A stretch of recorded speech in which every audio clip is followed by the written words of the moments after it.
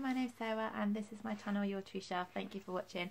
Today I'm going to talk about my reading from 2018 and my resolutions for 2019. I'm hoping I will manage to get through the whole video because my little boy has been asleep for an hour and a quarter, so he may well wake up and I'll have to come back. We'll see how it goes. So the first thing I did was to do a little analysis of the books that I read in last year, just to see what the kind of statistics I had. So I've made a few notes if I keep looking down. So last year I started my booktube channel in April, and before I started my booktube channel I was only reading about a book every 2 weeks, and since starting booktube I've pretty much doubled that. So last year I read 46 books in total, and I am aiming to get to 50 next year, hoping I'll smash that target, but I thought I'll go for 50 and see how that works. So last year, of the 46 that I read 29 fiction and 17 non-fiction, which I think is a good balance. I really like reading non-fiction as well as fiction, so I love learning about stuff that interests me, and I love memoir.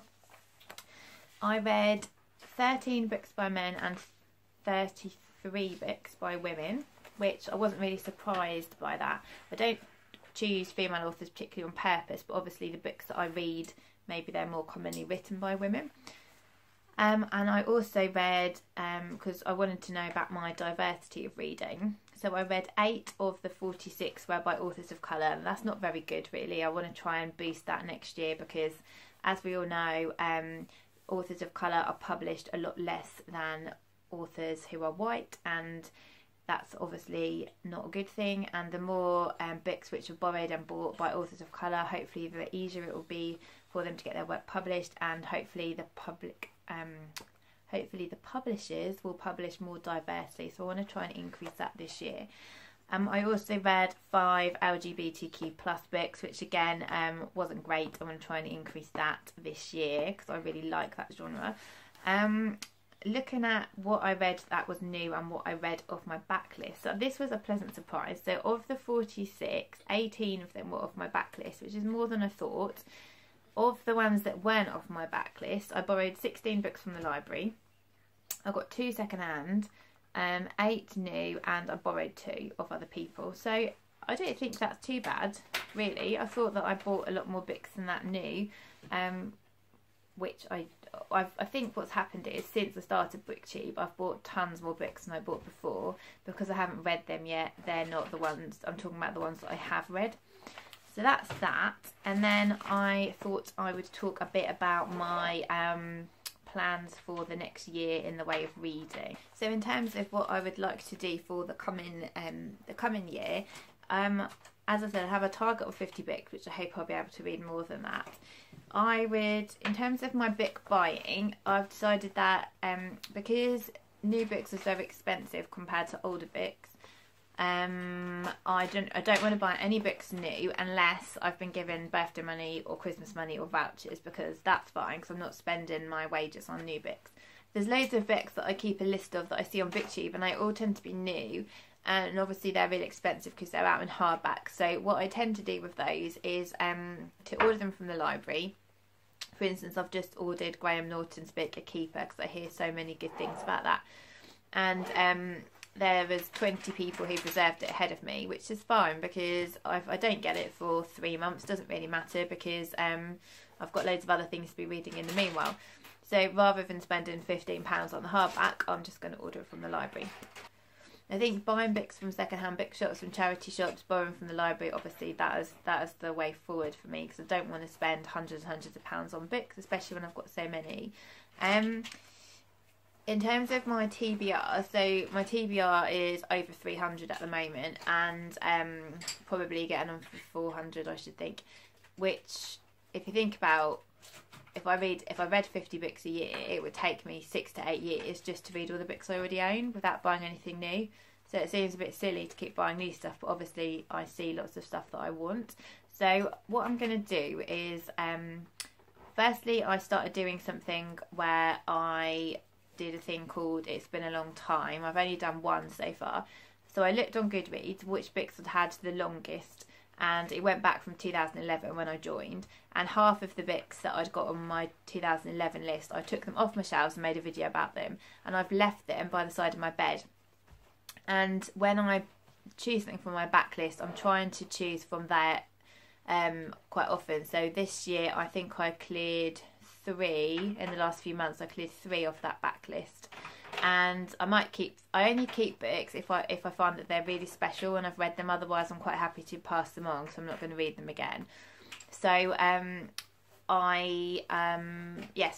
those books, 2 of the 3 went to the charity shop after I've read them. So I'm so desperate for space. As you can see behind me, I haven't got that much space on my bookshelves, and I'm planning on getting more when my budget allows. I'm planning on getting more bookshelves, and I want to change these ones for white ones, because in my last house everything was quite wood based, and in this house everything's very white.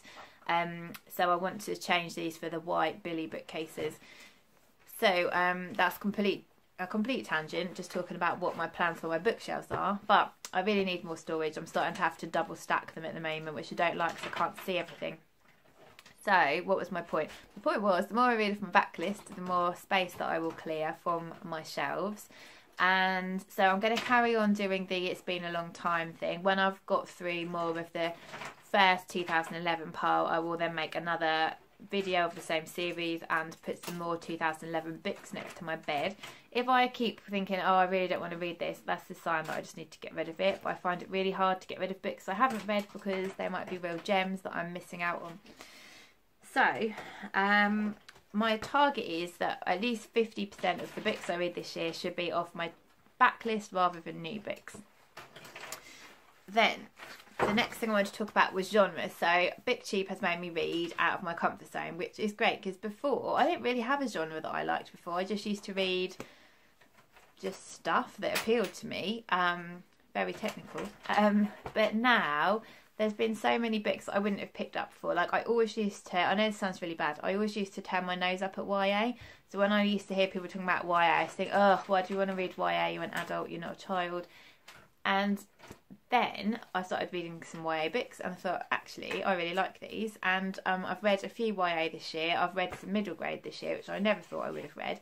And it's really opened my eyes hearing other people talk about those books that I never would have picked up, has made me pick them up, and then I've really enjoyed them. The same as I wouldn't have ever picked up sort of magical realism, fantasy before. I also, book snob here, I also would have turned my nose up at romance. And then I watched a video that Jean made called something like, Do I Really Like Romance Books? And she'd actually gone through the ones that she had really enjoyed and realised that she did like romance. And I thought, actually, I think I probably do as well. And I've read some romance books since then, and I've really, really liked them. And I'm definitely steering more towards those books. There's also a booktuber called Bree Hill that I've been watching, and she reads mainly romance, and she's like made me want to pick up several from that genre as well. So the other genre I really like, I don't know if it's actually a genre really, I really like LGBTQ plus books. I watch quite a lot of those films because I just really like them. And so I wanted to read more of those books as well. And poetry, I've put a question mark by that. I never read poetry, which I don't really know why, because I used to write poetry, and I don't know why I don't really read it. But I've got 2 poetry books by Ryan Adams, who is my favourite singer-songwriter, and I've had them for years and I haven't read them, so I'm going to read those this year. Then authors I want to read this year. So I have been collecting a couple of authors' work without having ever read anything by them, which is a bit stupid really. So Sarah Moss, Sarah Waters, Maggie O'Farrell, I've been collecting their works because I hear other people who I respect their opinions talking about them and who really love their work. So I've been buying it and haven't read any of it. So I have to read at least one thing by those authors in this coming year.